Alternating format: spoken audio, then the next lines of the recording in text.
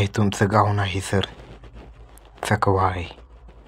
तुमच्या तोंडातून मोरगाव नाव ऐकून चकवा आपल्याला धोका देत आहे. मला वाटते ही सुरक्षित जागा शोधून आपण लपून बसूया, श्याम बोलला. राजू सरांच्या घराशिवाय सुरक्षित जागा कोणतीही असू शकते. विकास लगेच बोलला, सर एकाच ठिकाणी थांबणं सुरक्षित असेल का? श्याम रागाने बोलला, तुला माझ्यापेक्षा जास्त माहीत आहे का? मी लहानपणापासून भूताच्या गोष्टी ऐकत आलेलो आहे. अमित सर बोलले, ड्रायव्हर मामा बस राजू सरांच्या घरी घेऊन चला. राजू सरांनी ड्रायव्हरांना आपल्या घरचा रस्ता सांगितला. तेव्हा त्यांच्या गल्लीमध्ये लोकांची गर्दी दिसून आली.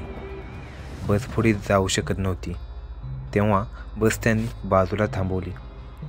गर्दीमधील लोक जोरात रडत होते. राजू सरांच्या घराजवळच ती गर्दी होती. ते आवाज ऐकून ते सर्व घाबरले. राजू सर बसमधून उतरले आणि तिथे गेले. त्यांच्या मागे अमित सर, शिपाई मामा पण उतरले. राजू सर बघतात तर काय, तिथे 4 मृतदेह पडले होते. त्यांची मुलगी, बायको आणि आईवडील. त्यांना धारदार वस्तूंनी गळा कापून हत्या केली होती. हे बघून राजू सर जोरात रडू लागले. हे काय झालं? कोणी मारलं त्यांना? मागून एका आजोबांचा आवाज आला, तुझ्या पत्नीने मुलगी व आईवडिलांचा गळा कापून हत्या केली व स्वतः आत्महत्या केली. काय? का तिने असं केलं? तूच तिला हे करायला भाग पाडलं काय? मी लग्नानंतर एकदा सुद्धा रडायला भाग पाडलं नाही. तुम्ही माझ्यावर दोष घालत आहात. तूच तिला भाग पाडला आहेस. हे घे चाकू आणि स्वतःचा गळा कापून घे. आता तू एकटा जगून काय करणार आहेस? हे सगळं राजू सर ऐकत होते. त्यांनी चाकू हातात घेतला. मी प्रायश्चित्त करणार, सर्वांच्या आत्म्याला शांती मिळणार. जवळ उभा ड्रायव्हर बोलले, सर हे काय करत आहात? हे सगळं चकवा आहे, तुमचं कुटुंब नाही. तो माणूस बोलला, तू एक जर शब्द काढलास तर तुला गावात जाऊन टाकीन. हे ऐकून ड्रायव्हर भिला व शांत बसला. राजू सर खाली बसले, गळ्यावरती चाकू धरला.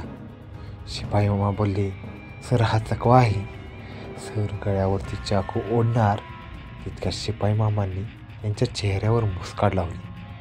ते शुद्धीवर आले आणि चाकू जमिनीवर फेकून दिला. तेव्हा तो म्हातारा माणूस बोलला, या सगळ्यांना बाजूला काढा.